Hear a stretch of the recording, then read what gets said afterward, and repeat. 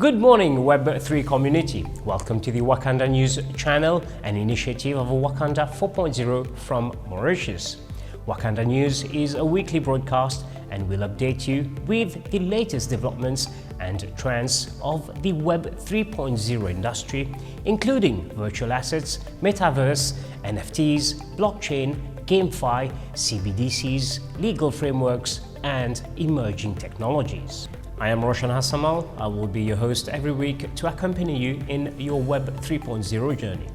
The hot topics we carefully chose for you in this very first edition of Wakanda News: weekly performances of the virtual assets industry, prices of Bitcoin and other cryptocurrencies, metaverse and GameFi cryptos, and the market capitalization of stablecoins. The merge. What is it? When will it happen? And what will change with the Ethereum blockchain? We will interview Mike Kroschstein, a blockchain expert from Germany. The newly launched Sango Coin from Central Africa Republic. 1 minute metaverse with Load Studios. Bank of Russia agrees to legalize crypto for cross-border payments. South Korea to block foreign crypto exchanges lacking permit. We will have with us Ashwin Gopi, founder and managing partner of Lex Frontier Law Firm, a member of Alliant Global Alliance, to answer our questions on this topic.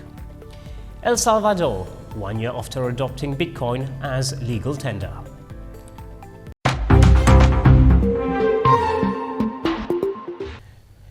Let's have a look at the weekly performance of the cryptocurrencies. Firstly, the total market capitalization increased by $44.9 billion, which represents a percentage of 4.71% increase over a week. Bitcoin increased by 7.52% from last week, reaching a new price of $20,255 this morning. Ethereum experienced a 4.69% rise in its price, as at this morning the price of 1 Ethereum was at $1,607.23. Ripple increased by 8.59%, Cardano increased by 2.57%, Solana a positive growth of over 8%, Polkadot up by 3.75%, Dogecoin increased by 2.86%, and Polygon up by 4.06%. And now let's look at the market capitalization of the stablecoins. The USDC down by 0.734%, USDT up by 0.503%. The BUSD has reached a $20.2 billion market capitalization, representing a rise of 3.75%. The DAI down by 0.35%. TUSD, its total market capitalization has remained stable. On to metaverse cryptos. Sands up by 1.09, Mana up by 0.31. And in the game fee industry, Axie Infinity down by 0.452%. And now we'll take a short break. We'll be back shortly.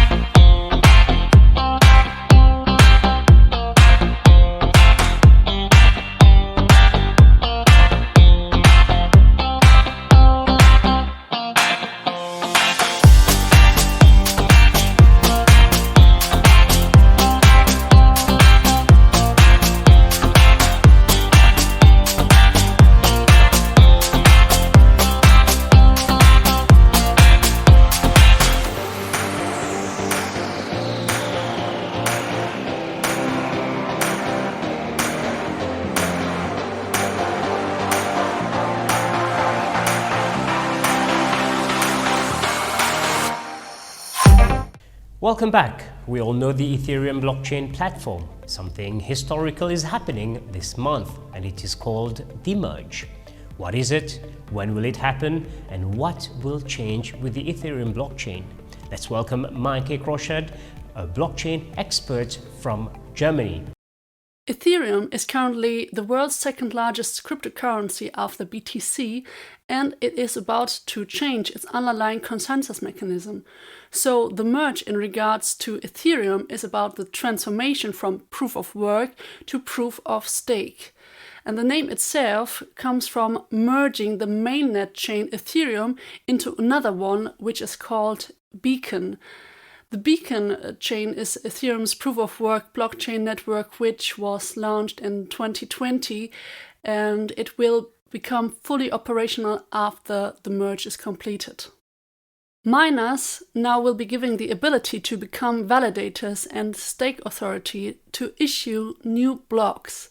Crypto enthusiasts also say that the merge will reduce the environmental impact of cryptocurrency mining, and it is said that proof of stake is both more secure and eco-friendly, but it's actually not that easy. For sure, proof of stake consumes less energy, but that doesn't mean it is better than proof of work. Proof of stake is kind of an oligarch system. The more coins you stake, the more coins you receive, the more power you have over the network, which can eventually corrupt the system. And in regards to proof of work and energy consumption, everything consumes energy. The question is, does the network make processes in our everyday life more effective, efficient, and secure? And just to mention how much energy is consumed by the banking and financial sector compared to a proof-of-work blockchain. A highly scalable blockchain, with proof of work, could function as a plumbing system for all sorts of industries. Scalability is the key. And Ethereum can only carry 15 transactions per second in its current form, as Ethereum could not figure out how to scale on layer 1 using proof of work, so they tried scaling on layer 2 with proof of work. That did not work either. So now, instead of going public and saying we are hopeless in our efforts, they do the following: remove proof of work 100% and embrace proof of stake 100%. The gimmick is that this reduces the energy consumption and allow potentially scalability. They call that gimmick the merge. And we are eager to see in practice how many transactions will be validated using that merge. But will it really work? We have to wait and to see it. And I think it could backfire on them. Thank you, Maike, for this insightful explanation and for your time to Wakanda News Channel.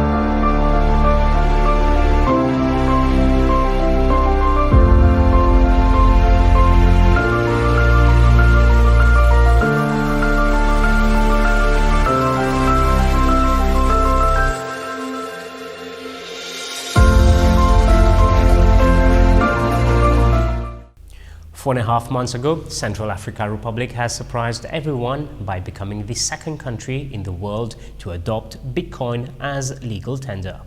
On the 21st of July of this year, the Central African Republic has issued Sango Coin, a government-backed cryptocurrency. Let's listen to the speech of the President of Central African Republic, Faustin Archange Touadéra, during the Sango Coin Genesis event, which was held on the 3rd of July. Blockchain va dépasser les normes conventionnelles et offrir la possibilité de prospérer économiquement. Il s'agit d'une vision orientée vers l'avenir et le progrès. Notre nation doit pouvoir suivre son destin et se connecter le plus rapidement possible au monde le plus dynamique, le plus moderne, le plus populaire actuellement, le monde des crypto-monnaies. Car nous pensons avant tout à la manière dont il changera la vie de nos concitoyens et à la façon dont nous réussirons à créer une économie stable et propre et prospère. Il convient de faire ce qui est nécessaire pour le bien de tous, en gardant à l'esprit les générations futures à qui nous devons laisser un héritage significatif. Sango Coin sera la monnaie de la nouvelle génération pour la République centrafricaine. Sango signifie que nous parlons enfin le langage de l'argent. La République centrafricaine, ainsi que je viens de le rappeler, est assise sur une montagne de ressources, une richesse inestimable, l'or, diamants, métaux rares, des trésors inexploités par manque d'infrastructures. Le Sango Coin sera l'accès direct à nos ressources pour le monde entier.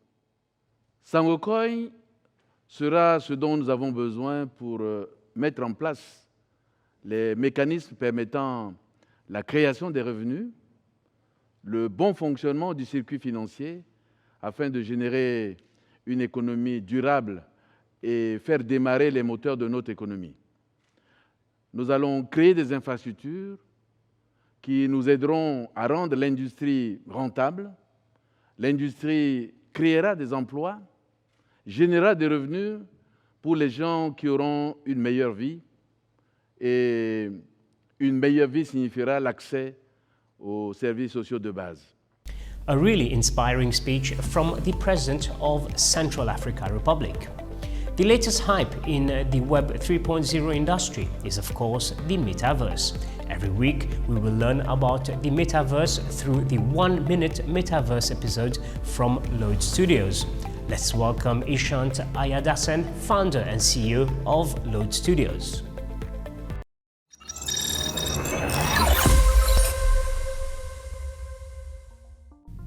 Hey guys, welcome to the 1-minute Metaverse series with Load Studios. I am Ishant Ayadasan and you're watching Wakanda News.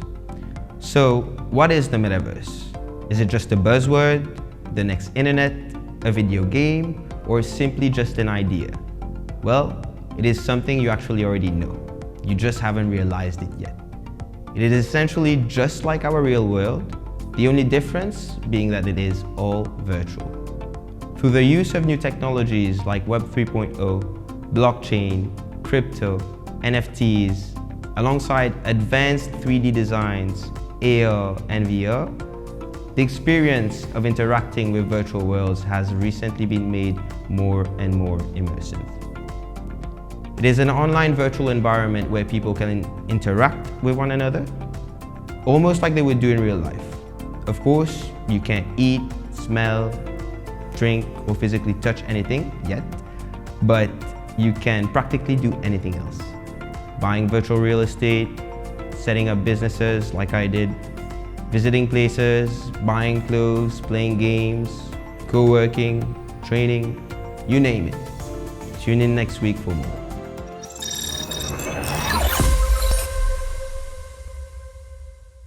The local news agency TASS from Russia has reported that the Central Bank of Russia has agreed to legalize the use of cryptocurrencies for cross-border payments. The bank and the Ministry of Finance are working together to design the right legal framework to regulate cryptocurrencies. The Deputy Finance Minister Alexei Moiseev has outlined the importance of enabling crypto in Russia. In a subsequent communique to another local news agency, RIA Novosti, the Bank of Russia subsequently clarified that it is still opposed to legalizing crypto payments within the country, despite giving the green light to cross-border payments. Quoting, "It is important to emphasize that we are not talking about the legalization of cryptocurrency as a means of payment on the territory of our country," unquote.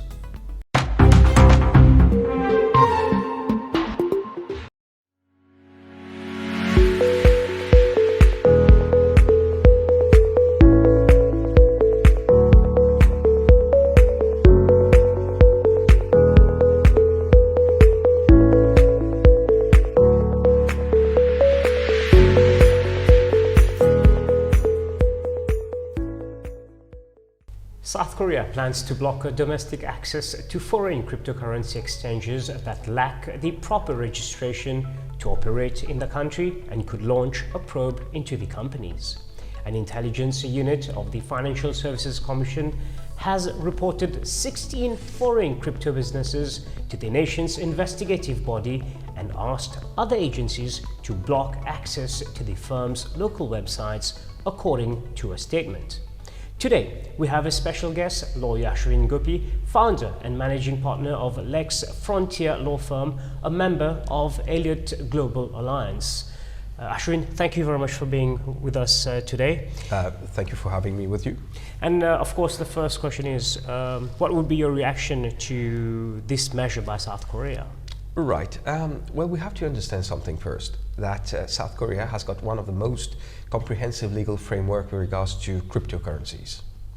And under its law, it requires operators or platforms of crypto assets to have an information security management system certificate, which ensures that the platform has a robust system to prevent leaks. Of course.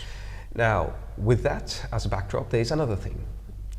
We have also to understand that virtual asset cryptocurrencies, they carry an inherent risks of being used for perpetrating offenses like money laundering or financing of terrorism. So jurisdictions and regulators across the world have got the duty to preserve the integrity of the financial system and also to preserve the consumers. So this is why very often we are seeing jurisdictions and regulators requiring a platform to be registered to comply with their legal framework before they can operate. And this is what's happening with South Korea. Does it mean that all these cryptocurrency exchanges need to get regulated? Because on a broader level, what would happen if all countries adopted the same measures? Right. Well, we are still at a very embryonic stage. We have to understand as the ecosystem is emerging, is evolving, etc. I do not personally think that this is the way forward, because it's going to be too heavy on those platforms that really mean to do business in transparency. You can't imagine like all platforms, I'm not going to name any, but just imagine one of those big platforms to be registered in all jurisdictions. And bear in mind that cryptocurrencies, virtual assets is something which is cross borders. Yeah. That would create a very heavy system, and that would in fact push users into the dark world, because you would imagine that the cost would be transferred to the users. So we have, it's called de-risking.